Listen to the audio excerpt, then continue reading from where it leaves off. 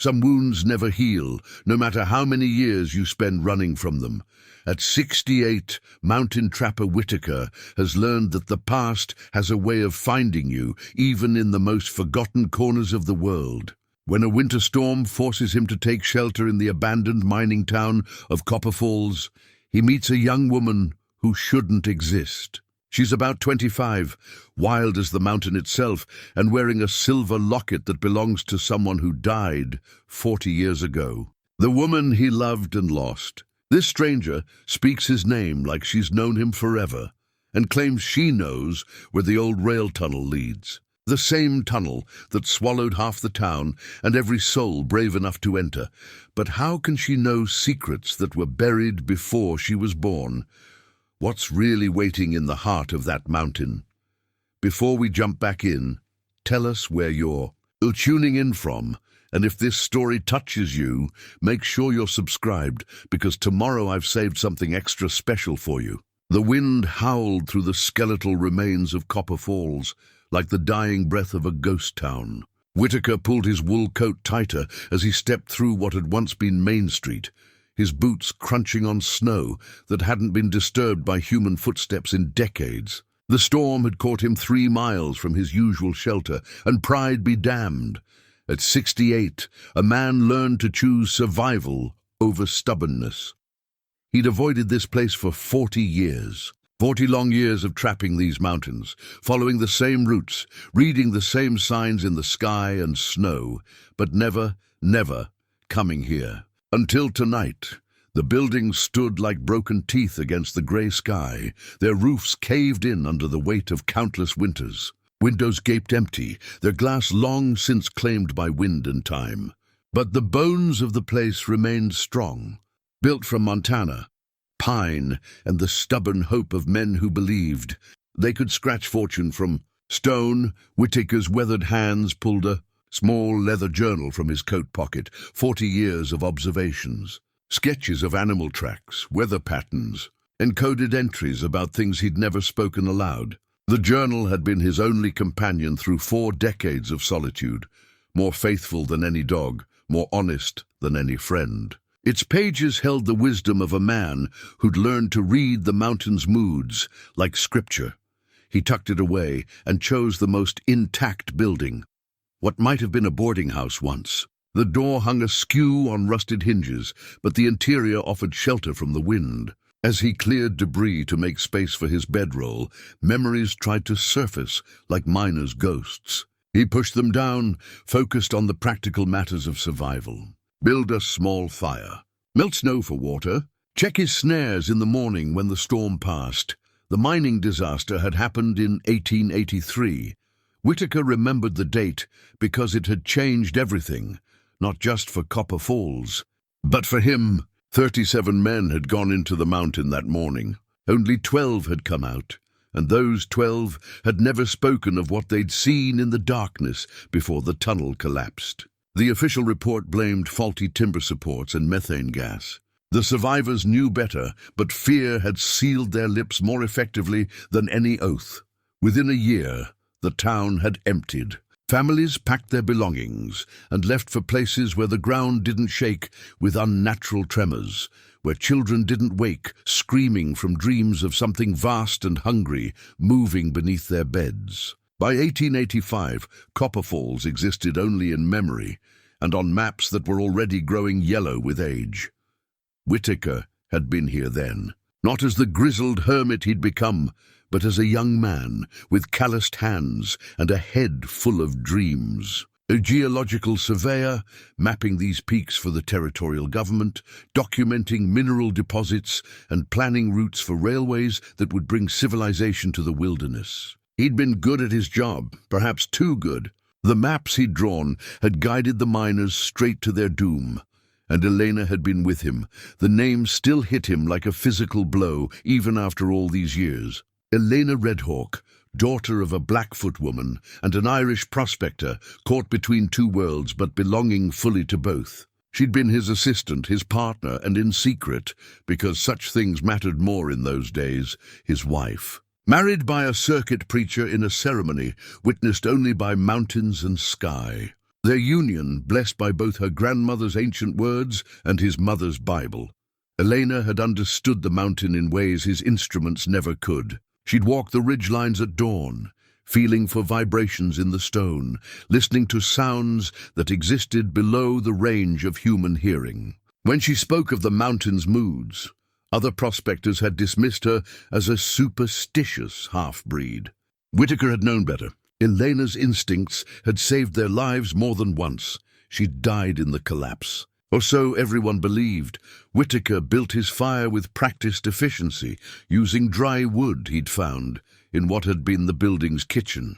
The flames cast dancing shadows on the walls, bringing momentary life to the abandoned space. He opened a can of beans, ate mechanically while the storm raged outside. 40 years of meals eaten alone had taught him that food was fuel, nothing more. But tonight felt different. Tonight, the weight of memory pressed down like the mountain itself. He couldn't shake the feeling that coming here had broken some invisible barrier he'd spent decades building. The journal in his pocket seemed heavier, its coded entries about that final summer suddenly urgent, demanding to be remembered. He'd left Montana Territory 3 days after Elena's funeral, such as it was, with no body to bury and only a grave marker carved from local stone. He'd walked away from his surveying career, from his maps and instruments, from everything that reminded him of what he'd lost. The mountain had taken Elena, and he'd sworn never to give it another chance to take anything from him. For 40 years, he'd kept that promise. He'd become a different man, solitary, careful, asking nothing from the world except to be left alone. He'd learned to trap and hunt, to read weather in the color of morning clouds, to find shelter in places where other men would die of exposure. The mountain had shaped him into something harder than the stone itself, and he'd thought that would be enough. A sound from outside made him freeze. Not the wind. He knew every voice the wind could use in these peaks. This was different, deliberate, the soft crunch of footsteps in snow, moving with purpose despite the storm. Whittaker reached for the rifle that never left his side, a well-maintained Winchester that had fed him for decades. He moved to the window, peering through a gap in the boarded opening. The snow fell so thick he could barely see 10 feet, but there, a shape moving between the buildings. Too tall to be an animal, too sure-footed to be lost. The footsteps stopped outside his shelter. "Mr. Whittaker?" The voice was young, female, barely audible above the wind. "I know you're in there. I've been waiting for you to come back." His blood turned to ice. No one knew his name. No one knew he existed, much less that he might come to this cursed place. He'd been careful for 40 years, trading for supplies in towns where no one asked questions, leaving no trail that could lead back to Thomas Whittaker, the surveyor who disappeared after the Copper Falls disaster. "Please," the voice continued, "I need to show you something. It's about Elena." The rifle trembled in his hands. Elena's name, spoken by a stranger, cut deeper than any blade. He moved to the door, lifted the bar he'd placed across it, and stepped into the storm. She stood 20 feet away, seemingly unbothered by the wind that made him squint against the stinging snow. Young, as he'd guessed, maybe 25, with long dark hair that whipped around her face. She wore clothes suited for the mountains. Heavy coat, wool pants, boots that had seen hard use. But it was what hung around her neck that made his breath catch, a silver locket, heart-shaped, with delicate engravings that caught what little light filtered through the storm. He'd seen it only once before, clasped around Elena's throat on their wedding day. She told him it belonged to her grandmother, that it carried protection from the old spirits. "You're not real," he said, his voice hoarse from years of speaking only to himself. "This is a dream, or madness. God knows I've expected both for long enough." The young woman smiled, and for a moment, just a moment, her face held something familiar. Not Elena's features exactly, but the same quiet strength, the same deep knowledge that came from listening to things other people couldn't hear. "My name is Mira," she said, stepping closer. "And I've been looking for you for a very long time. We need to talk about the tunnel, Mr. Whittaker. We need to talk about what's been waiting in the mountain all these years." Thunder rolled across the peaks. Impossible thunder in a snowstorm. The sound coming from deep underground rather than the sky above. The abandoned buildings of Copper Falls seemed to shiver in response, and somewhere in the distance, something vast and ancient stirred in its sleep. Whittaker looked at the locket, at Mira's face, at the town that had haunted his dreams for 4 decades. The past had finally caught up with him, just as he'd always known it would. The only question now was whether he was brave enough or foolish enough to face what came next. Mira followed him back into the shelter without invitation, shaking snow from her coat with the casual familiarity of someone who belonged. Whittaker watched her move around his small fire, noting how she stepped over debris without looking, how she seemed to know exactly where the floor was solid and where it might give way. This wasn't her first time in these ruins. "You've been here before," he said, settling back onto his bedroll but keeping the rifle within reach. "Many times." She sat cross-legged on the floor, the firelight playing across her weathered features. Up close, he could see she was older than his first impression. Not 25, but a woman who'd lived hard years in wild places. "I've been camping in these mountains for 6 months, waiting for you to come back. Grandmother said you would, eventually. She said the mountain wouldn't let you stay away forever. Your grandmother's dead, child. Has been for 40 years or more." Mira reached into her pack, a well-made thing of leather and canvas, and withdrew something that made Whittaker's heart stop. A folded piece of oiled cloth, yellowed with age, tied with a ribbon that had once been blue but now showed only the faintest trace of color. She unwrapped it carefully, revealing sheets of paper covered in familiar handwriting. "Elena kept a map," Mira said, spreading the papers between them. "Not the kind you made for the territorial government? This one shows the real tunnels, the ones that were already here when the miners started digging." Whittaker leaned forward despite himself.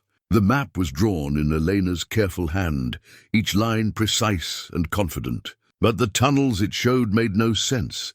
Passages that curved back on themselves, chambers that couldn't exist according to the geological surveys he'd conducted. At the bottom of the main sheet, Elena had written notes in the old language her grandmother had taught her, symbols that meant nothing to him but somehow felt heavy with warning. "This is impossible," he whispered. "I mapped every inch of that mountain. These passages, they weren't there." "You mapped what you could see," Mira corrected. Elena mapped what was really there, the places where the old ones used to walk before the mountain learned to hide them. She traced one tunnel with her finger, a passage that seemed to spiral deep into the earth. She knew something was wrong. That's why she tried to stop the mining. The words hit him like a physical blow. Elena never tried to stop anything. She supported the project. We both did. We needed the work, the money. She tried to tell you. Mira's voice was gentle but implacable. The last 3 weeks before the collapse, she begged you to shut down the operation. Said the mountain was warning everyone to stay away. You thought she was being superstitious. Whittaker's mind reeled, 40-year-old memories shifting like loose stones on a steep slope. Had Eleanor tried to warn him? In those final weeks, she'd been strange, distant. She'd spent hours staring at the tunnel mouth, listening to sounds he couldn't hear. He'd attributed it to nerves, to the natural fear any reasonable person would feel about working in such dangerous conditions. "You're lying," he said. But the words sounded hollow even to his own ears. Mira unfolded another sheet, not a map this time, but a letter. The paper was brittle with age, but the ink remained clear. Elena's handwriting, as familiar to him as his own breath. "Read it," she said simply. With trembling hands, Whittaker took the letter. The date at the top made him dizzy. September 15th, 1883, 1 week before the collapse. "My dearest Thomas," it began. "If you are reading this, then something has happened to me, and someone who cares about the truth has found these papers. I pray it will be you, but I fear you may never understand what I'm about to tell you. The mountain is not empty. It never was. What the miners have found isn't just rock and ore, it's a prison. Something ancient lives in the deep places. something that was old when my grandmother's people first came to these peaks. The elders knew to leave it alone. They built their sacred places to keep it sleeping, to maintain the balance, but the mining has broken that balance. Every day we go deeper. Every tunnel we carve weakens the barriers that were put in place long ago. I can feel it stirring, Thomas. In my dreams, I hear it calling. It knows we're here, and it's learning our scent. I've tried to tell you, but you think I'm letting fear cloud my judgment. You trust your instruments more than my grandmother's wisdom. I don't blame you. You were raised in a world that believes only in what can be measured and mapped. But some things exist beyond the reach of your surveying tools. If something happens to me, please don't let them blame faulty supports or bad luck. What comes next will be my choice, my responsibility. Someone has to make sure the old barriers hold. Someone has to keep the sleeper in its bed. I love you more than words can say, but love alone won't save us from what's coming. Remember me not as the woman who died in darkness, but as the one who chose to stand between the light and what would devour it. Forever yours, Elena. The letter fell from Whittaker's nerveless fingers. 40 years of carefully constructed beliefs crumbled like poorly mortared stone. Elena hadn't died in an accident. She'd chosen to die, chosen to seal herself in the mountain with whatever ancient thing the miners had disturbed. She caused the collapse, he said, his voice barely a whisper. She saved the world, Mira replied. My grandmother was one of the survivors. She saw Elena go into the deepest tunnel alone, saw her trigger the charges that brought the mountain down. Grandmother spent the rest of her life watching, making sure the seal held. When she got too old to climb these peaks, she passed the responsibility to my mother. When Mother died, it came to me. And now you're here because the seal is weakening. Mira's eyes reflected the firelight like an animal's. 40 years of Elena's sacrifice, holding back something that wants nothing more than to break free and finish what it started. But she's tired, Mr. Whittaker. The barriers are failing, as if summoned by her words. A sound rose from somewhere far below, not the settling of old timber or the shifting of loose stone, but something organic and hungry. A sound like breathing, if lungs could be the size of houses. The fire flickered, though no wind touched it, and the temperature in the room dropped by 10 degrees in as many seconds. What does it want? Whittaker asked, though part of him already knew the answer. What it's always wanted, Mira said, gathering Elena's papers back into their oiled cloth. To be free, to reshape the world according to its own appetites, to turn every living thing into an extension of its will. She looked up at him, and he saw Elena's determination burning in her dark eyes. Elena can't hold it much longer. That's why I came looking for you. I'm an old man. Whatever you think I can do, you're the only one who can take her place. Mira stood, shouldering her pack. Elena's blood runs in my veins, but her heart belongs to you. The binding requires both, her sacrifice and the love that made it meaningful. Outside, the storm was weakening, but the sounds from below grew stronger. Somewhere in the depths of the mountain, something vast was stirring to wakefulness. After 40 years of patient waiting, it sensed opportunity in the failing barriers, in the approach of those who carried the keys to its freedom. Whittaker looked at the rifle in his hands, at the dying fire, at the young woman who'd brought his past back to claim him. He thought of Elena, alone in the darkness for 4 decades, holding back horrors that would drive lesser souls to madness. He thought of the world above, unaware of how close it had come to ending, again and again, through one woman's endless sacrifice. The tunnel mouth, he said finally. Where is it? Mira smiled, and this time the resemblance to Elena was unmistakable. Half a mile north of here. But we'll need to go deep, Mr. Whittaker. Deeper than any miner ever dared. Are you ready to face what's been waiting for you all these years? He wasn't. He knew he wasn't. But he also knew that some debts could only be paid with everything a man had left to give. Lead the way, he said. The tunnel mouth yawned before them like the maw of some primordial beast, its edges crusted with ice that glowed blue in the pale morning light. Whittaker had expected the entrance to be completely sealed after 40 years, but someone, or something, had kept it partially clear. Broken timbers and chunks of stone formed a barrier, but gaps remained large enough for a determined person to squeeze through. "The mountain wants us to enter," Mira said, adjusting the coils of rope slung across her shoulder. "It's been calling to those it needs, drawing them back." Whittaker tested the stability of the debris pile with his boot. The stones shifted slightly but held his weight. His surveyor's eye automatically catalogued the structure, limestone and granite mixed with rotted pine. Probably stable enough for careful passage, but treacherous for anyone in a hurry. "You've been through here before," he observed. 3 times. Each time I go a little deeper." She pulled a canvas bundle from her pack, unwrapping it to reveal oil-soaked torches and a brass lantern that had seen better days. "The first time, I only made it 50 yards before the voices started. The second time, I found the old mining camp. The third—" She paused, touching Elena's locket at her throat. "The third time, I found these."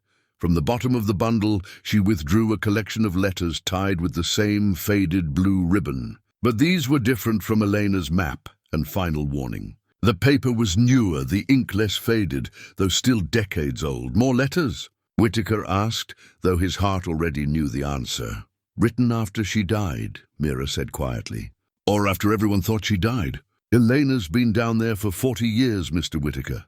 Alive in ways that don't make sense to people like us, but alive nonetheless. She's been writing to you." The world tilted around him.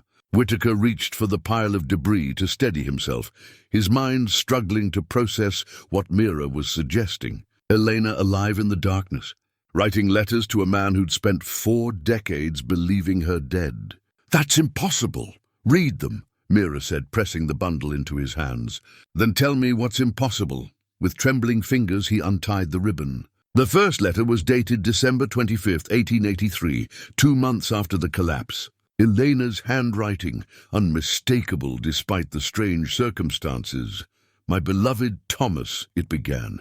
"Today marks my 2nd month in the deep places, and I find myself thinking of Christmas mornings we shared. Do you remember the snow globe you bought me in Denver? How we watched the tiny flakes swirl around the miniature village, creating a perfect world contained in glass. I think of that often now, surrounded as I am by a different kind of contained world. The Ancient One sleeps fitfully, but it sleeps. The barriers hold, though maintaining them requires constant vigilance. I cannot explain how I survive here.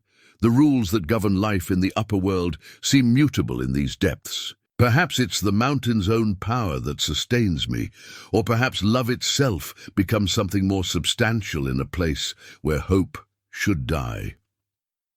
I dream of you often. In my dreams, you haven't aged at all. You're still the young surveyor who traced my face with his fingertips and promised we'd map the world together. I hope you've forgiven yourself for what you think was your failure to save me. The choice was mine, Thomas. It was always mine. I pray you're safe. I pray you found peace away from this cursed place. But if you're reading this, it means the barriers are failing and you've come back to help me. I knew you would. Even sleeping, the Ancient One speaks of you, recognizes the love that made my sacrifice possible. Until we meet again, Eleanor. The letter slipped from his hands as tears he hadn't shed in 40 years burned his eyes. He picked up another, dated 5 years later, then another from a decade past that. Each one spoke of Elena's vigil in the darkness, of the creature she held at bay, of her undying love for the man she'd left behind. The most recent letter was dated only 6 months ago.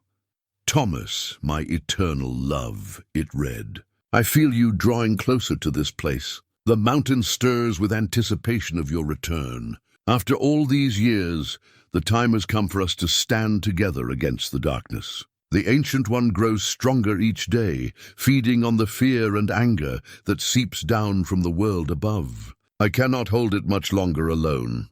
Our great niece will guide you to me. Trust her, as you once trusted me. She carries our bloodline and our purpose. The ritual that will transfer my burden to willing hands requires three elements: the blood of the mountain's daughter, the love of her chosen heart, and the sacrifice of one who chooses duty over desire.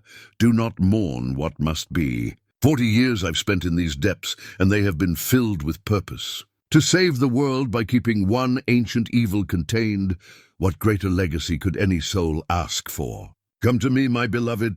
Come and let us finish what we began so long ago. Forever yours, Elena. She knew, Whittaker whispered. She knew you'd find me. Grandmother told me where to look, Mira said, shouldering her pack. Elena appears to her sometimes in dreams and tells her what needs to be done. She gestured toward the tunnel entrance. We need to go, Mr. Whittaker. The Ancient One is stirring. Every minute we delay gives it more time to test the barriers. As if summoned by her words, a tremor ran through the mountain. Not an earthquake. Whittaker had felt enough of those to know the difference. This was more purposeful, like the movement of something vast, shifting position deep underground. Pebbles rained from the tunnel mouth, and somewhere in the darkness beyond, metal rang against stone with deliberate rhythm. What kind of creature are we talking about? He asked, following Mira through the gap in the debris. Grandmother's people had many names for it, she replied, her voice echoing strangely in the confined space. The hungry dark, the sleeper beneath, the one who dreams of ending. European miners would have called it a demon, maybe, or some forgotten god. Truth is, it's older than human language. It was here before the mountains rose, sleeping in the deep places, waiting for something to wake it. The tunnel beyond the entrance was a mixture of natural cave and human engineering. Rotted support timbers marked where miners had widened natural passages, while rusted rail tracks disappeared into the darkness ahead. Ice covered everything in crystalline sheets that reflected their lamplight in strange, disturbing patterns. The cold helps, Mira explained, noticing his shivering.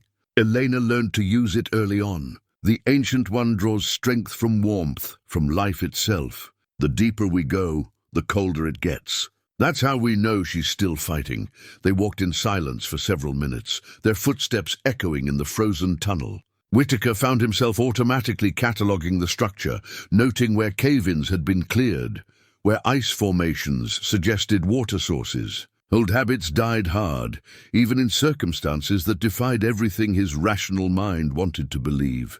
There, Mira said, pointing ahead to where their lamplight caught something that wasn't stone or ice. A wooden crate sat beside the tunnel wall, its contents protected by an oiled tarp.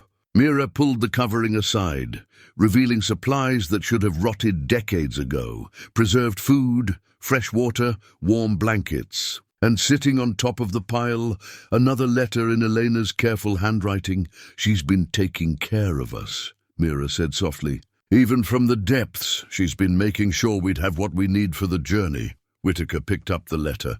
This one bore no date, just 2 words written in Elena's flowing script: welcome home. The mountain trembled again, more violently this time, and from somewhere far below came a sound like singing, if voices the size of avalanches could carry a tune. The Ancient One was waking, and it knew they were coming. The deeper they traveled, the more the tunnel system revealed its true nature. What had begun as a simple mining shaft branched into a labyrinth of passages that predated human presence by millennia. Natural caverns connected by channels carved from living rock. Their walls bearing symbols that hurt to look at directly. Geometric patterns that seemed to shift when caught in peripheral vision. The miners thought they were following a vein of silver, Mira said, running her fingers along one of the symbol clusters. They had no idea they were tracing the boundaries of a prison. Whittaker studied the markings, his surveyor's training warring with instincts that screamed at him to look away. These weren't made by any tools I recognize. Grandmother's people say they were carved by the first guardians, long before recorded history. Each symbol is a warning and a ward, telling the story of what lies beneath and how to keep it contained. She moved to a side passage, one that angled sharply downward. This way. We need to reach the old mining camp before a sound cut her off, the whisper of wind through stone, but carrying voices. Not words in any language Whittaker recognized, but the cadence was unmistakably human. Men calling to each other in the darkness, their voices bright with hope and discovery. The miners, Mira whispered. Some part of them is still here, still working. Still believing they're going to strike it rich. The ghostly voices faded, replaced by the rhythmic clank of pickaxes against stone. But when Whittaker held up his lantern, the tunnel ahead remained empty. Only shadows danced on the ice-covered walls.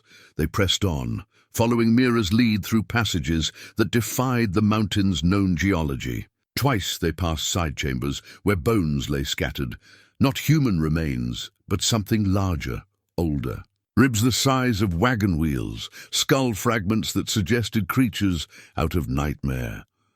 The Ancient One wasn't the first thing to find refuge in these depths, Mira explained when she noticed his stare. The mountain has always been a haven for things that don't belong in the daylight world. Most of them were content to sleep, most of them. The mining camp, when they finally reached it, was a testament to human determination and folly. Canvas tents had been replaced by crude stone shelters built into the cavern walls. Tools lay scattered, as if their owners had simply vanished mid-swing. But everything was preserved in the strange, timeless cold of the deep places. Even the coffee still sitting in tin cups looked fresh enough to drink. They kept working, Whittaker marveled, examining a partially completed shaft that disappeared into the cavern floor. Even after the collapse, they kept digging. Eleanor told them to, Mira said, kneeling beside a fire pit that had been carefully arranged but never lit. The ones who survived the initial cave-in, she convinced them to keep excavating, told them they were working to contain the danger, not release it. From her pack, she withdrew something that made Whittaker's heart clench, a bone whistle, carved with intricate patterns and worn smooth by countless hands. It was no bigger than his palm, but when she held it up, the entire cavern seemed to hold its breath. "This belonged to my great-grandmother," she said, "passed down through the women of our line since before the white men came to these mountains. Elena's grandmother gave it to her, and Elena left it for me to find." She brought the whistle to her lips and blew a single haunting note. The sound echoed through the chamber, multiplying and harmonizing with itself until the walls rang like cathedral bells. And in that crystalline music, Whittaker heard something impossible, Elena's voice calling his name from the depths below. "Thomas," the echo seemed to whisper. "Thomas, I've been waiting." Tears froze on his cheeks before they could fall. "How is this possible?" "The mountain remembers everything," Mira said, tucking the whistle carefully away. "Every voice that's ever spoken in these depths, every soul that's ever descended seeking treasure or truth. Elena learned to use that memory to send messages through stone and ice." The haunting melody faded, but its effects lingered. The air felt warmer, as if Elena's presence had temporarily banished the killing cold. And with that warmth came new sounds, the drip of melting ice, the creak of settling timber, and underneath it all, a rhythm like a massive heartbeat. "She's holding it back," Mira said, interpreting the sounds with ears trained by generations of mountain wisdom. "But the effort is enormous. Every year it gets harder. Every season, the Ancient One grows stronger."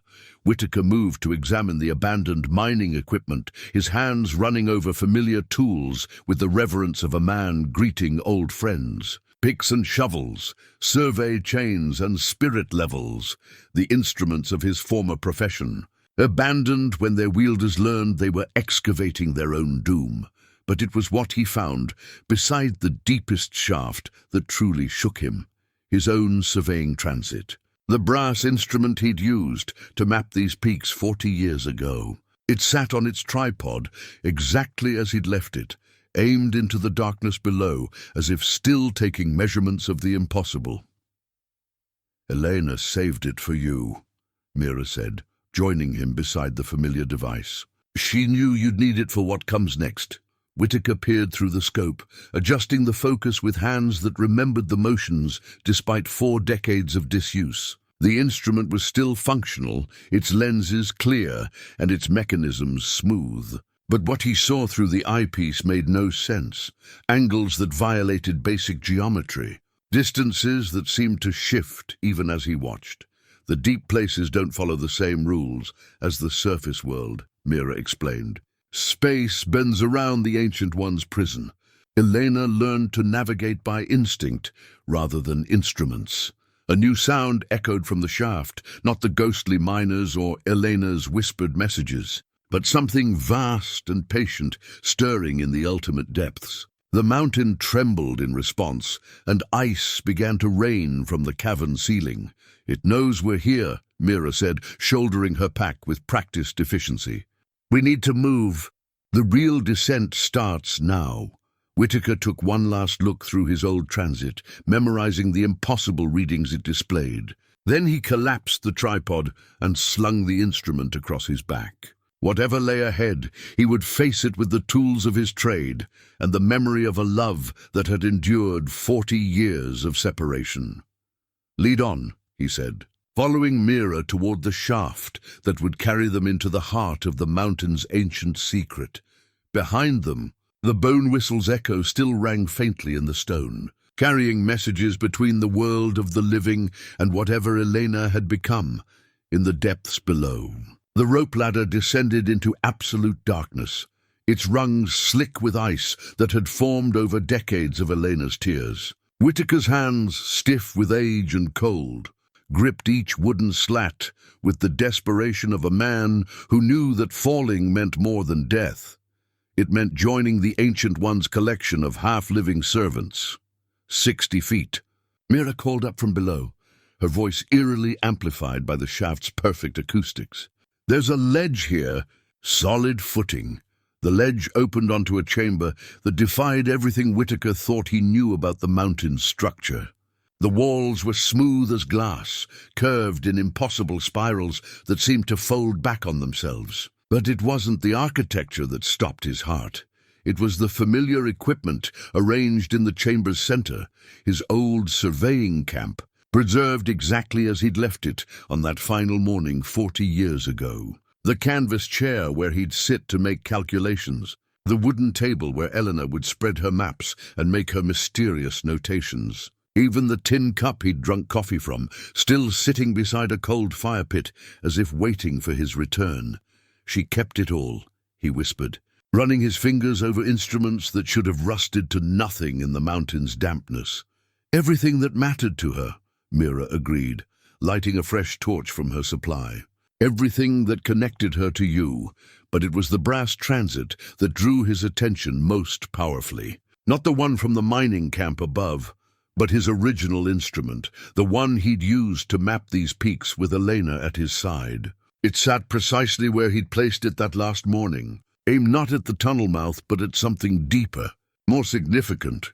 Whittaker knelt beside the device, his hands moving automatically to adjust the focus.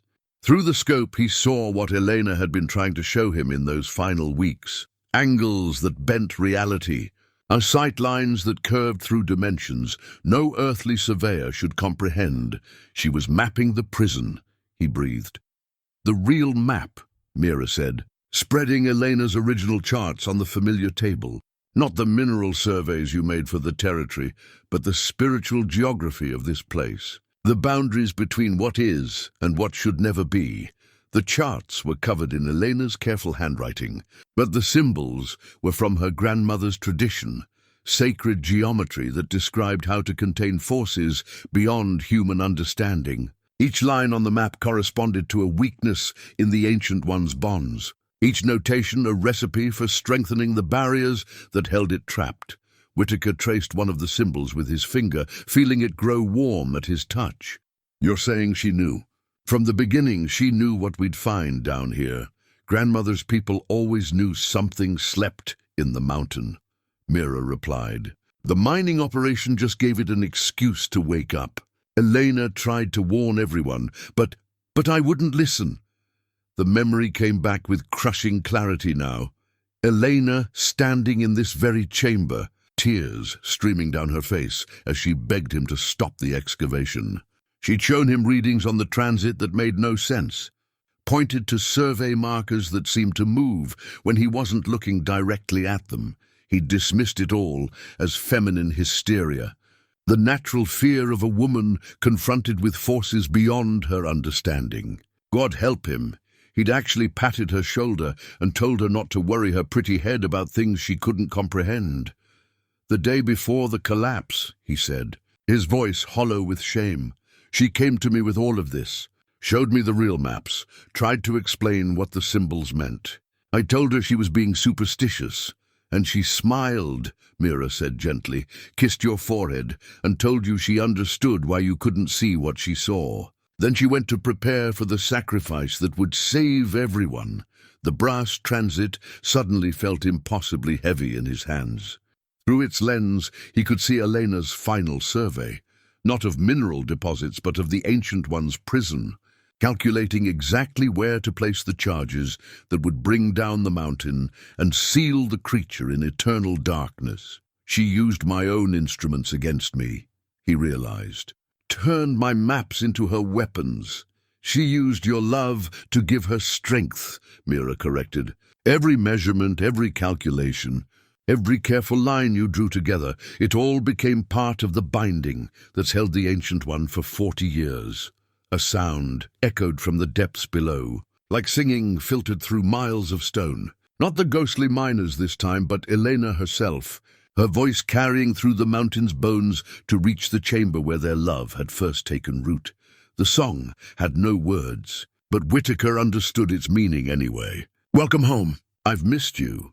Come to me, beloved, and let us finish what we started." "She's calling," Mira said unnecessarily. "How much deeper?" he asked, though part of him already knew the answer would be more than distance could measure.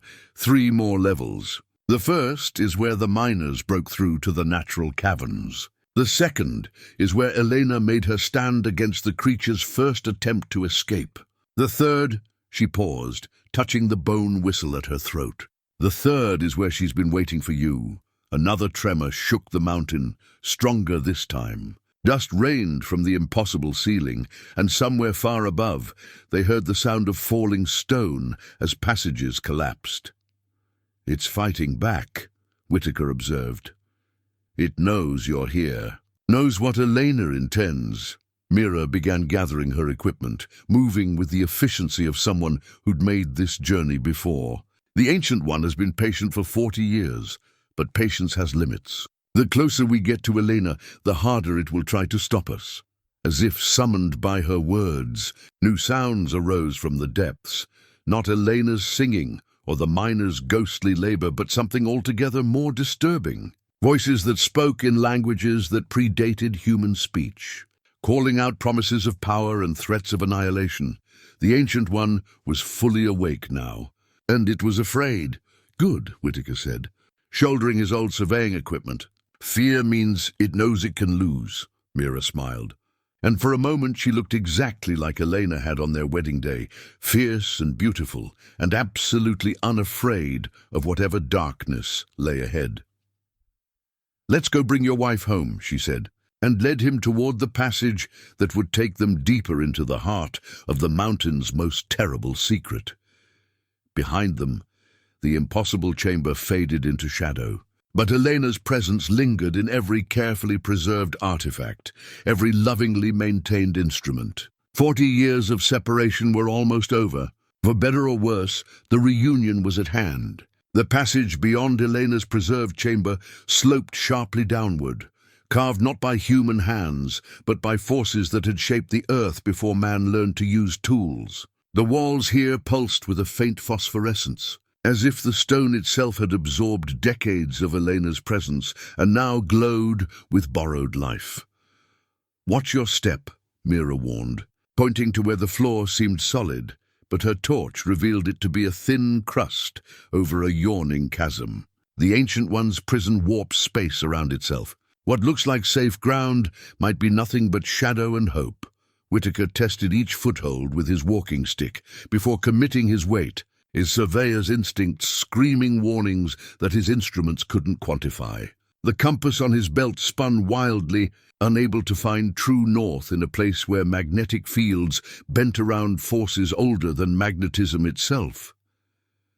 They walked for what felt like hours, but could have been minutes. Time moved strangely in the deep places, stretching and compressing according to rules that had nothing to do with the sun's passage overhead. The phosphorescent walls began to show veins of something that wasn't quite crystal, wasn't quite metal, but pulsed with its own inner light. "Elena's research," Mira said when she noticed his fascination with the strange formations. She spent weeks studying these growths, trying to understand how they channel the mountain's power. The passage opened suddenly into a vast chamber, its ceiling lost in shadows that seemed to move independently of their torchlight. But it was the sight at the chamber's heart that made Whittaker stumble and nearly fall. A laboratory that belonged in a university, not buried beneath a Montana mountain. Tables covered with careful notes and precise sketches. Instruments that combined scientific precision with designs that hurt to look at directly. And everywhere, samples of the strange crystalline formations, each one labeled in Elena's meticulous handwriting with observations that read like reports from an alien world. "She never stopped learning," he whispered, approaching a desk where Eleanor's final research lay spread like an offering. "Never stopped trying to understand." The notes were written in 3 languages: English, the formal scientific terminology of the 1880s, and the flowing script of Elena's grandmother's people. Cross-references and calculations covered page after page, documenting 40 years of patient study into forces that conventional science insisted couldn't exist. Day 14th 247 read one entry. "The crystalline matrix continues to grow, following patterns that suggest conscious design rather than natural formation. The Ancient One's influence extends through these formations, but it also seems constrained by them. Perhaps the original Guardians understood something about symbiosis that modern thinking has forgotten." Another page, dated more recently. "Thomas draws closer each day. I can feel his approach like sunrise after an endless night. The preparations are nearly complete. The transfer ritual requires precise timing, perfect synchronization between the old bonds and the new. Everything depends on love, proving stronger than fear. She's been documenting everything," Whittaker said, his voice thick with emotion. 40 years of research, all for this moment. She never gave up hope," Mira replied, examining a collection of crystal samples that pulsed in rhythm with some unheard heartbeat. "Even when the isolation should have driven her mad. Even when the Ancient One whispered promises of release in exchange for cooperation. She held fast to the belief that you'd come back for her." A new sound echoed through the chamber, not Elena's singing or the creature's threatening whispers, but something that made both of them freeze in recognition. Footsteps, measured, purposeful, moving through the laboratory with the confidence of someone who belonged there. "Elena," Whittaker called, his voice cracking on the beloved name. The footsteps stopped. Then from behind a screen of hanging crystal formations, a figure emerged that was and wasn't the woman he'd loved. Elena's face, Elena's grace, but changed by 4 decades of exposure to forces that existed beyond the normal boundaries of life and death.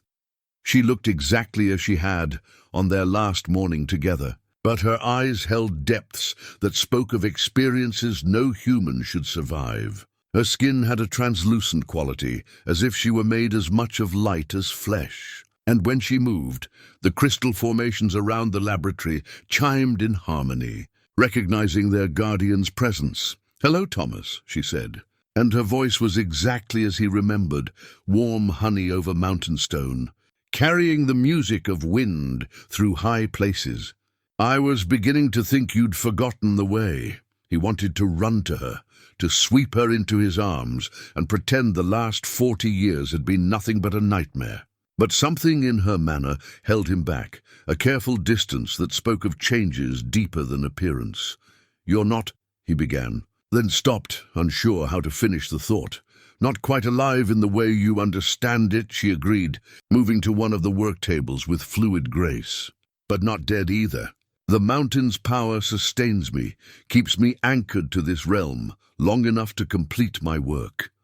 She touched one of the crystal formations, and it flared with brilliant light. "I've become something between what I was and what I need to be. Eleanor, I'm sorry. I should have listened. You listened to what your training told you was real," she interrupted gently. "I don't blame you for being a man of your time, Thomas. Your skepticism was part of what I loved about you, that careful, methodical way you had of understanding the world." Mira stepped forward, bowing her head in respect.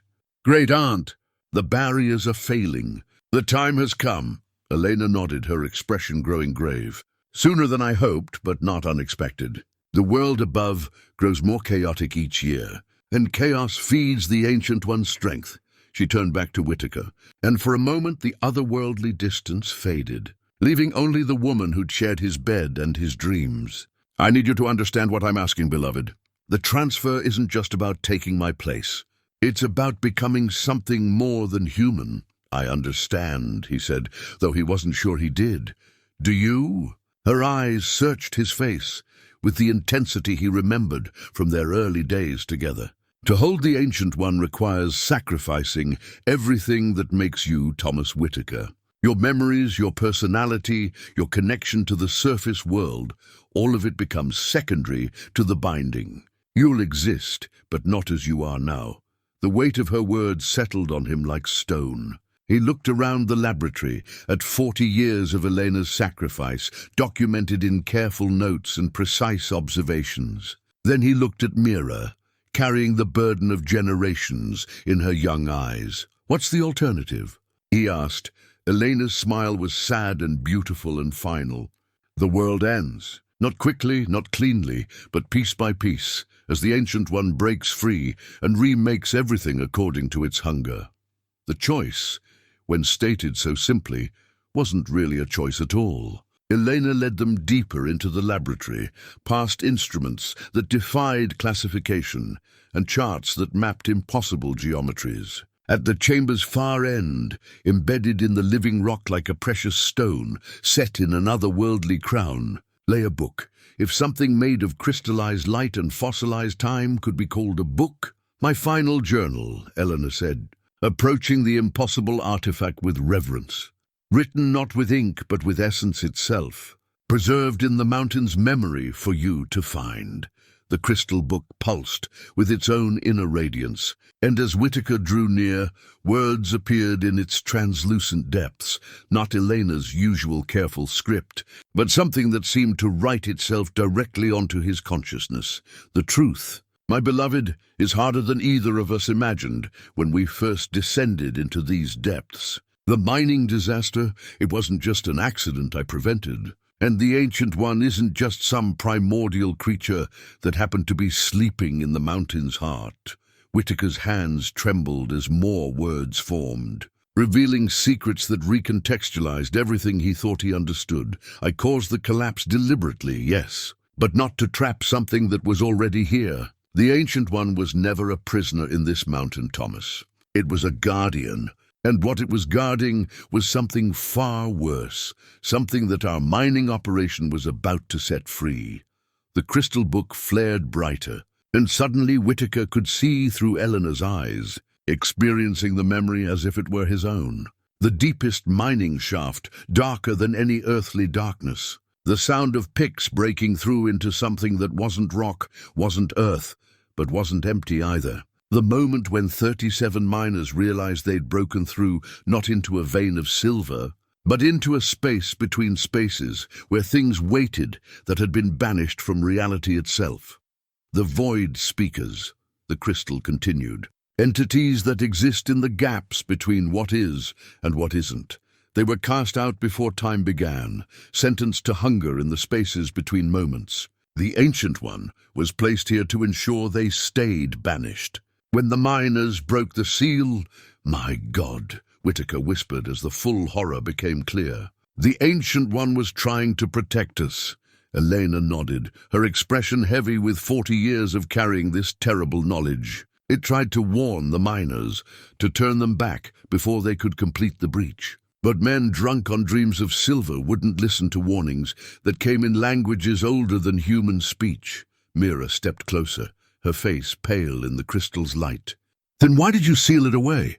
If it was the Guardian, because I had to choose, Elena replied, her voice carrying the weight of an impossible decision.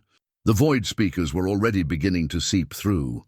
In another few hours, they would have gained enough purchase in our reality to start consuming it from within. The Ancient One alone couldn't hold them back, not with the seal broken, not with the barrier compromised.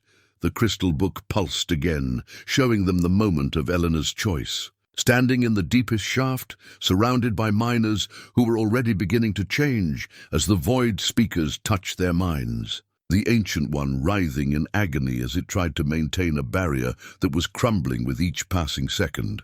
I made a bargain, the words continued. The Ancient One would allow itself to be sealed away with the void speakers, accepting imprisonment to prevent their escape. In return, I would become the new Guardian, maintaining the combined prison through will and sacrifice and love strong enough to endure beyond death. But that means... Whittaker began, then stopped as the implications crashed over him. That means the creature you thought was our enemy has been suffering 40 years of imprisonment to keep the world safe, Elena finished. And every day the void speakers whisper to it, promising freedom if it will just stop fighting. Just let them slip through the cracks into reality. The laboratory around them seemed to shimmer. And suddenly, Whittaker could see the truth of the mountain's deeper architecture. Not a prison designed to contain evil, but a complex mechanism of sacrifice and symbiosis. The Ancient One's pain, feeding the barriers that held the void speakers at bay. Elena's love providing the strength to maintain the balance. And beneath it all, the patient, terrible hunger of things that existed in the spaces between existence itself. The barriers aren't just failing because of time, he realized. The Ancient One is dying, 40 years of willing imprisonment, and it's finally breaking under the strain. Yes, Elena said simply. And when it dies, the void speakers will have nothing left to hold them back. They'll pour into reality like water through a broken dam, and everything, every person, every memory, every possibility, will be consumed and forgotten. Mira's voice was barely a whisper. How long do we have? Elena touched the crystal book, and new words formed, not a message this time, but a countdown. Numbers that shifted and flowed, marking not time in hours or days, but in heartbeats, in the slowly fading rhythm of something vast and patient and ultimately mortal. Days, maybe weeks, Elena said. The Ancient One's strength is failing. The pain is becoming too much to bear. Then we save it, Whittaker said with sudden determination. Find a way to strengthen the barriers, to ease its suffering. There is only one way, Elena interrupted. The transfer ritual I told you about, it doesn't just pass guardianship from me to you. It requires a sacrifice from all 3 points of the triangle. My knowledge, your love, and... She looked at Mira with eyes full of sorrow. And the willing sacrifice of one who carries the old blood, who can speak to the Ancient One in its own language. The terrible math became clear. To save the world, they would have to become the prison themselves, Whittaker taking Elena's place as the human anchor, Mira offering her life force to strengthen the bonds, and Elena herself dissolving into the barrier to provide the final seal. No, Whittaker said. There has to be another way. 40 years I've searched for another way, Elena replied. Every book, every ritual, every scrap of knowledge the mountain contains. This is the only path that doesn't end with the void speakers devouring everything we've ever loved. A sound echoed from deeper in the mountain. Not the Ancient One's pain or the miners' ghosts, but something infinitely worse. Whispers in languages that hurt to hear, voices that spoke of endings and unmaking, the patient hunger of things that existed in the cracks between reality's foundation stones. The void speakers were stirring, sensing opportunity in the Ancient One's weakening resolve. Time was running out, and the hardest choice of all still lay ahead. "Show us," Whittaker said, his voice steady despite the fear that gnawed at his heart. "Show us how to perform the ritual." Elena smiled, sad and proud and infinitely loving.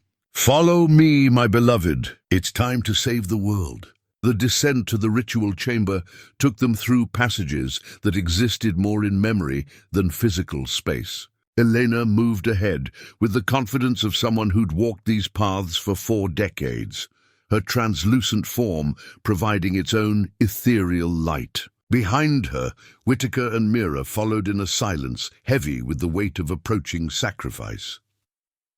"The tools are already prepared," Elena said as they walked, her voice echoing strangely in the impossible corridors. "I've spent years gathering what we'll need, consecrating each item with the proper rituals."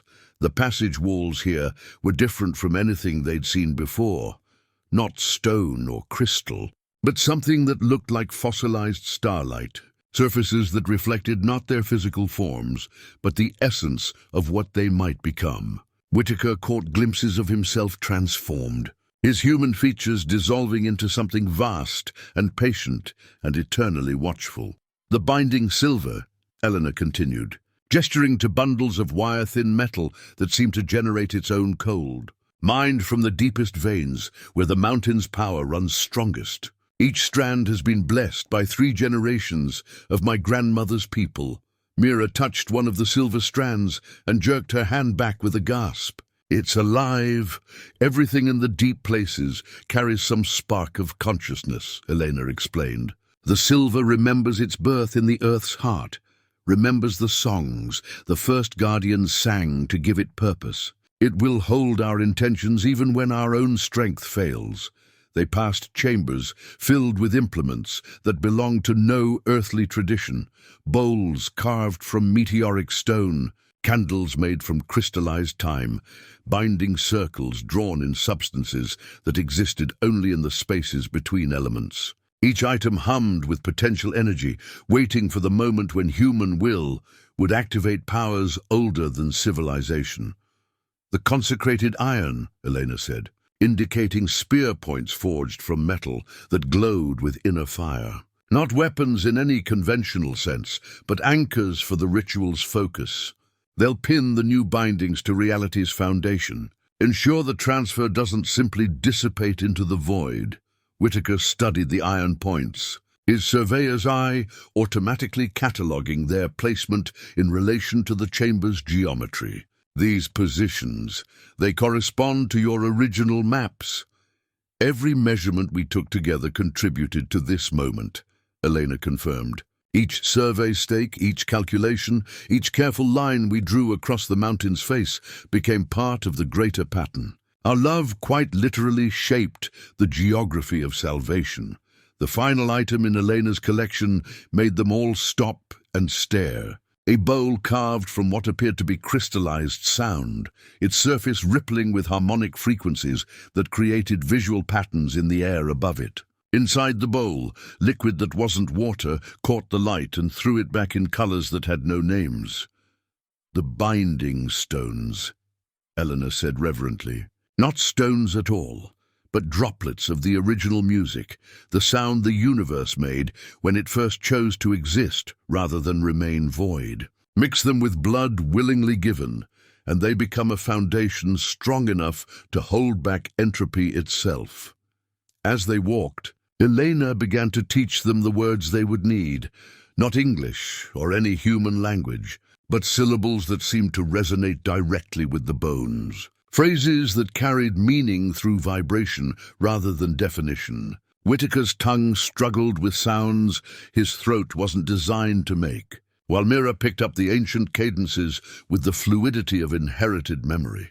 "The ritual has 3 phases, Elena explained as they approached their destination. "First, the severance, breaking my connection to the current bindings without allowing the ancient one to escape. Second, the transference, anchoring Whittaker's essence to the guardian matrix, while Mira provides the life force to power the transition. Third, the sealing, my dissolution into the barrier itself, creating a lock that can only be opened by love stronger than the fear of ending. The mathematics of sacrifice laid bare, clinical and inescapable. Whittaker felt the weight of Elena's 40 years pressing down on him, decades of isolation, of holding back forces that could unmake reality, of choosing duty over every human desire for connection and peace. "Will I remember?" he asked quietly. Elena's expression grew infinitely tender. Fragments, echoes, the shape of love if not its specific contours. Enough to sustain purpose across the centuries, but not enough to drive you mad with longing for what you've lost. They emerged into the ritual chamber, and Whittaker's breath caught in his throat. The space was vast beyond measurement, its boundaries lost in shadows that seemed to extend into other dimensions entirely. At its center stood a structure that was part altar, part machine, part living organism, a complex arrangement of silver wire and iron anchors and crystalline formations that pulsed with the rhythm of a cosmic heartbeat. And around it all, barely visible in the chamber's strange light, lay the Ancient One. It was beautiful and terrible beyond description, not the monster Whittaker had imagined, but something that might have been divine if divinity could suffer. Its form shifted between states, sometimes appearing as a creature of living starlight, sometimes as geometric patterns that hurt to perceive directly. But in every manifestation, the same quality shone through, exhaustion so profound it had become a physical force. 40 years, Elena whispered, approaching the suffering guardian with infinite compassion. 40 years of holding the void at bay, of choosing the pain of imprisonment over the easy release of surrender. The Ancient One's attention turned to them, and Whittaker felt its awareness like pressure against his mind. Not malevolent, he understood that now, but alien beyond any hope of true communication. Yet in its alien thoughts he sensed recognition, even gratitude. It knew why they had come. The Void Speakers test the barriers every moment, Elena continued, moving to begin the ritual preparations. Sometimes they send whispers of false hope, promising the Ancient One freedom if it will just stop fighting. Sometimes they offer threats, visions of what they'll do to reality if released. But mostly they simply wait. They know that even the strongest will can eventually break under enough pressure. Around the chamber's perimeter, Whittaker could see evidence of that patient assault, cracks in reality itself where the Void Speakers pressed against the boundaries of existence. Through those hairline fractures, he caught glimpses of unspaces where things that had never been born writhed in eternal hunger. The ritual must be performed in sequence, Elena said, her hands moving with practiced precision to arrange the sacred implements. Any deviation, any hesitation, and the barriers will collapse before the new bindings can take hold. "Are you both ready?" Mira nodded, her young face set with determination that belonged to generations of guardian bloodlines. "I've been ready since grandmother first told me the stories." Whittaker looked around the impossible chamber. At the suffering Ancient One, at the woman he'd loved for 40 years, finally within reach. At the young woman whose sacrifice would make salvation possible. The weight of the world's survival pressed down on him, but beneath it, he felt something else, a strange peace that came from finally understanding his purpose.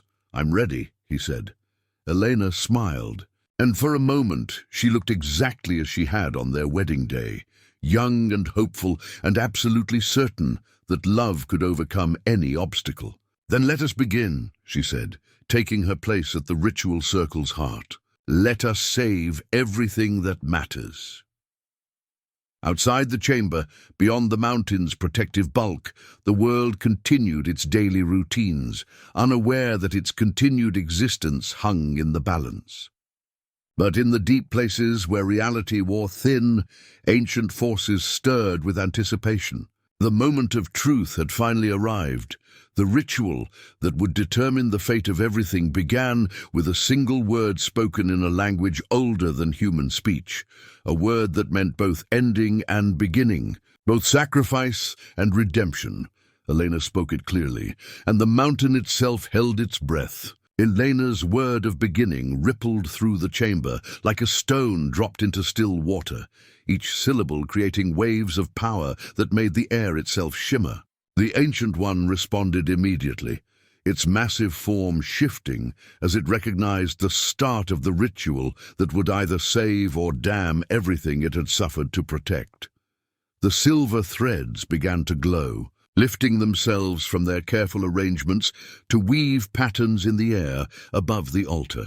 Each strand carried decades of Elena's intentions, 40 years of hope and determination made manifest in precious metal that remembered its purpose. As they moved, they sang, harmonies that existed below the range of human hearing, but that resonated in the bones nonetheless.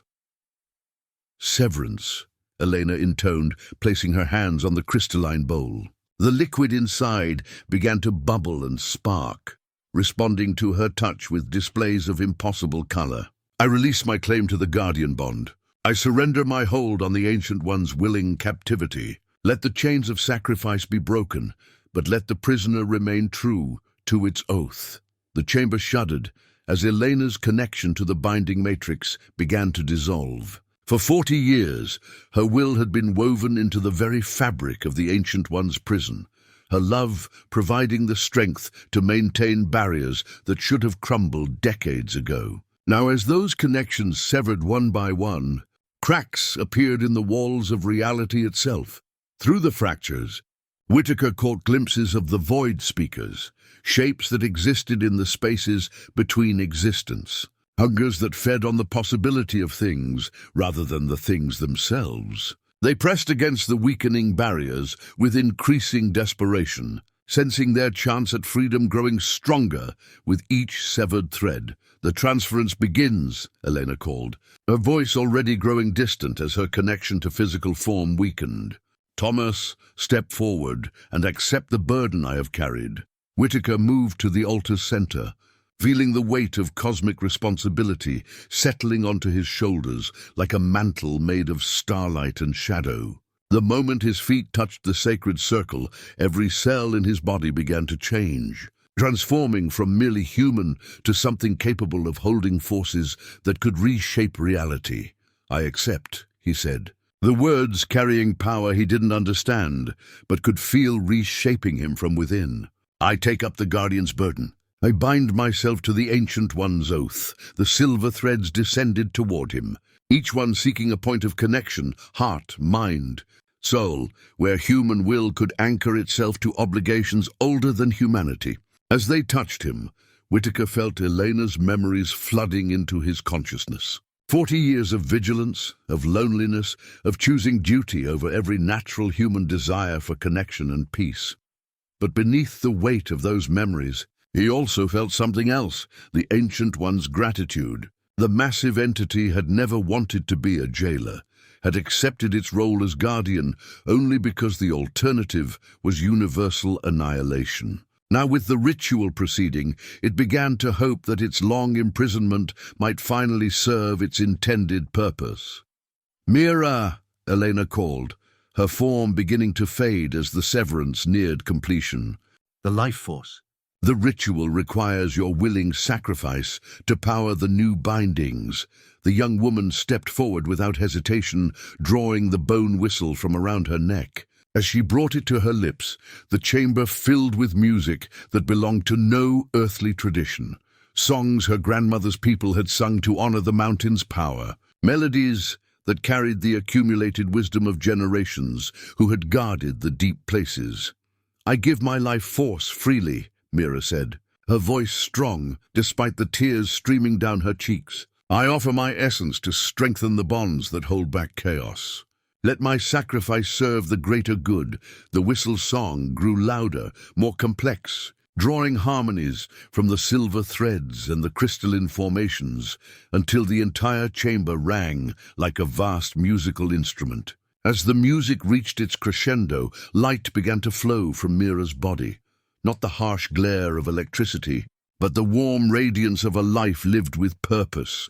That light flowed toward Whittaker, merging with the silver threads to create connections that transcended physical law. He felt Mira's strength becoming his strength, her courage reinforcing his determination, her grandmother's ancient knowledge filling gaps in his understanding. The Ancient One stirred, its massive form rippling as it felt the new guardian taking shape. For the first time in 40 years, its burden was being shared by willing hands, its lonely vigil supported by love, freely given rather than duty grimly accepted. But the Void Speakers weren't passive observers. As the ritual reached its critical phase, they launched their final assault on the weakening barriers. Reality cracked like glass under impossible pressure, and through those cracks poured whispers of unmaking. Promises of the sweet release that came with choosing non-existence over the pain of being. "Hold fast," Elena commanded, her voice now coming from everywhere and nowhere as she began the final phase of her dissolution. The sealing comes next. Everything depends on love proving stronger than fear. The chamber exploded into light as three forms of sacrifice merged into something greater than the sum of their parts. A prison made of willing hearts, strong enough to hold back the end of everything. The sealing began with Elena's laughter, not the bitter sound of someone facing death, but the joyous recognition of a task finally completed. Her form, already translucent from the severance, began to dissolve into streams of pure intention that flowed toward the cracks in reality, where the Void Speakers pressed their assault. 40 years I've waited for this moment, she said, her voice harmonizing with itself as she became part of the chamber's eternal song. 40 years of holding the line alone. Now we've finished what we started, beloved. Now we save everything that matters. The crystalline formations around the altar began to resonate, each one adding its voice to a symphony that existed in dimensions beyond sound. Whittaker felt the music in his bones, in his blood, in the newly transformed essence that connected him to the Ancient One's patient suffering. Through that connection, he experienced the full scope of what they were fighting to preserve, not just human civilization, but the possibility of existence itself. The Void Speakers' assault intensified, reality buckling under their desperate hunger. Through the widening cracks, Whittaker glimpsed their true nature, not creatures in any sense he could comprehend, but absences given form, hungers that existed in the spaces between thoughts. They had been waiting since before time began for any opportunity to enter reality and consume it from within. "I can't hold them," he gasped, feeling his newly acquired guardian powers straining against forces that predated creation itself. "You don't have to hold them alone," Mira replied, her life force continuing to flow into the binding matrix. "We are 3 points of a triangle, 3 aspects of the same purpose. Elena's knowledge, your love, my blood. Together we are stronger than the sum of our parts." The Ancient One stirred, adding its own desperate strength to their combined effort. For 40 years, it had borne this burden in willing isolation, accepting imprisonment to prevent universal catastrophe. Now, with human hearts sharing its load, it found reserves of power it had thought exhausted decades ago.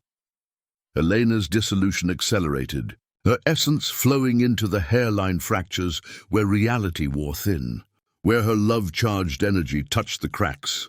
They began to seal not with crude patches, but with structures more beautiful and resilient than the original barriers had ever been. "The old guardians built their prison from duty and fear," she explained as her form became increasingly insubstantial. "Our binding is built from choice freely made, from love that chooses sacrifice over safety. It will hold longer and stronger because it springs from the best of what humanity can be." But the Void Speakers weren't finished. Sensing their window of opportunity closing, they poured everything they had into one final assault. The chamber shook as competing forces, preservation and annihilation, met in direct conflict. For a moment that lasted either an instant or an eternity, the outcome hung in perfect balance. Then Whittaker understood what was required. The ritual needed more than Elena's knowledge, more than Mira's life force, more than the Ancient One's resigned endurance. It needed him to make the same choice Eleanor had made 40 years ago, to become something more than human in service of humanity's survival. "I see it now," he said, releasing his hold on everything that made him Thomas Whittaker. His memories, his personality, his human attachments, all of it flowed into the binding matrix, adding the weight of a life fully lived to the forces holding back chaos. The transformation was agonizing and ecstatic simultaneously. As his individual identity dissolved, Whittaker felt himself becoming part of something vast and eternal. Not just a guardian of the Ancient One's prison, but a fundamental force in reality's ongoing choice to exist rather than surrender to void. Elena's laughter echoed through dimensions as their essences merged. 40 years of separation ending in a union deeper than any physical embrace. Together, they became the lock that would hold until love itself ceased to have meaning. Mira's whistle sang its final note, her life force completing the circuit that connected all 3 points of the Guardian Triangle. As her body collapsed, empty of everything that had made her unique, her sacrifice became the foundation upon which the new prison would stand for ages yet to come. The Void Speaker's assault faltered, then failed completely. The cracks in reality sealed themselves with structures of living light, barriers that would grow stronger rather than weaker with the passage of time. The Ancient One's long torment was finally shared, its burden made bearable by willing partners who had chosen duty over desire. In the moment of victory, the chamber filled with peace so profound it seemed to extend beyond the mountain, beyond the earth, into the very fabric of space and time. The binding was complete. The world was safe. The price had been paid in full. Where 3 individuals had stood moments before, only one remained, a figure that was part Whittaker, part Elena, part Mira, and part something entirely new. The new guardian of an ancient trust, protector of a reality that would never know how close it had come to ending. The Ancient One settled into rest at last, its suffering shared, its purpose renewed. Around them both, the mountain sang with contentment, its long vigil finally bearing fruit. The mountain slept peacefully for the first time in 40 years. Dawn broke over the peaks of Montana with unusual clarity, the air itself seeming cleaner, more substantial, as if the very atoms had been relieved of some invisible burden. Animals emerged from shelters they hadn't realized they'd been seeking. Birds sang with voices that carried farther than they should, and the wind through the pines spoke of deep contentments finally achieved. In the abandoned town of Copper Falls, snow began to melt despite the season's cold. The skeletal buildings seemed less threatening now, their broken windows reflecting morning light instead of shadows.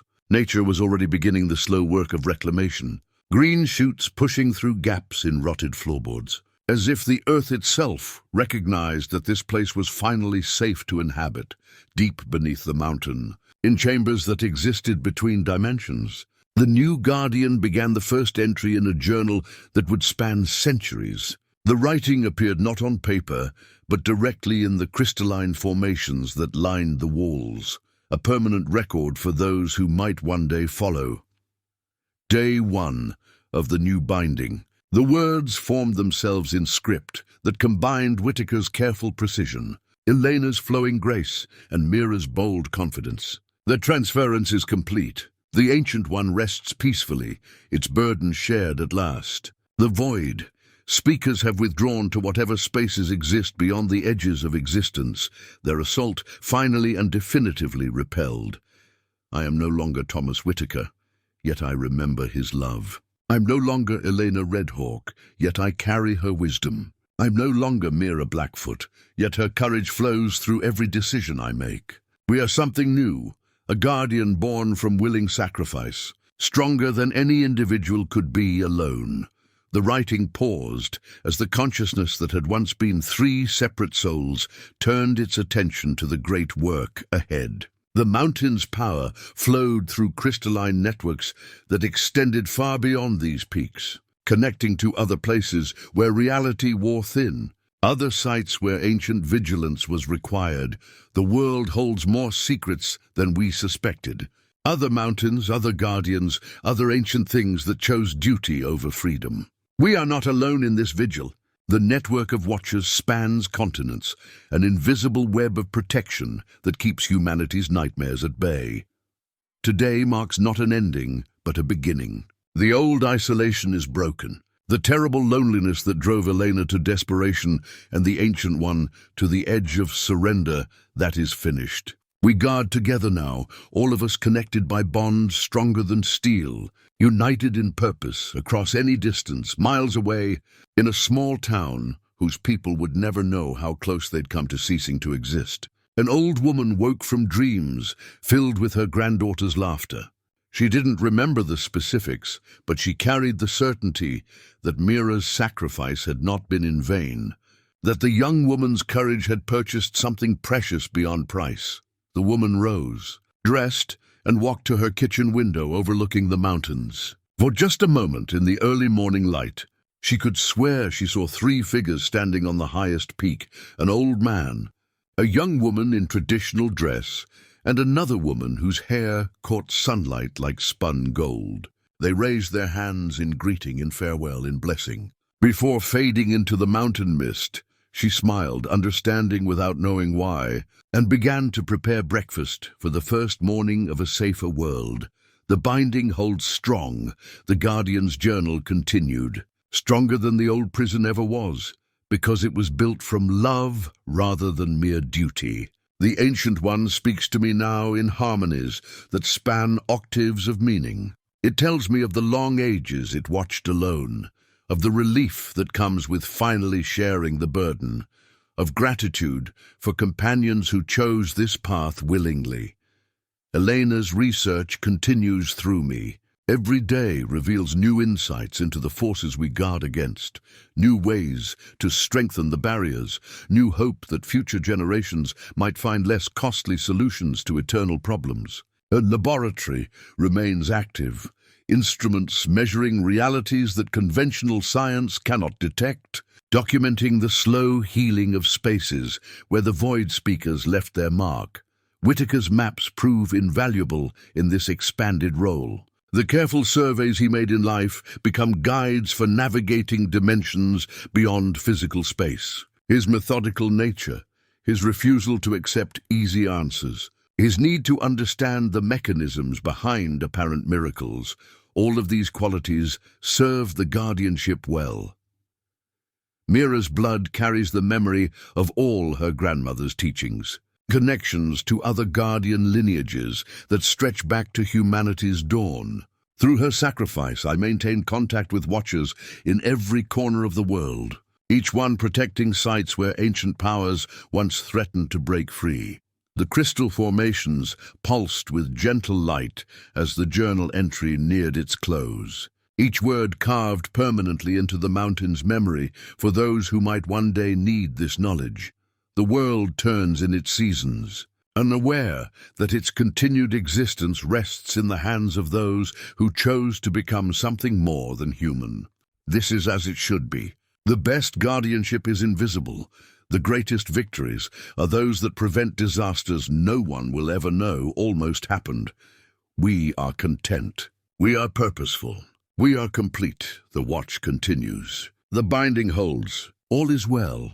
Above, in the world of sunlight and seasons, spring finally came to Montana.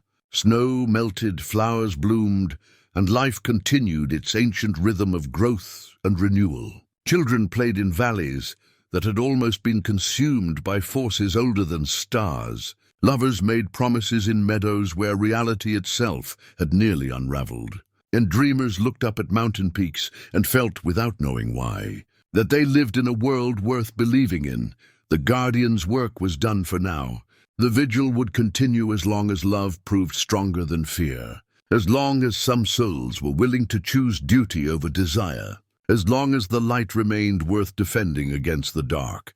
In the deep places, 3 who had become one smiled with shared contentment and settled in to watch over the world they had chosen to save.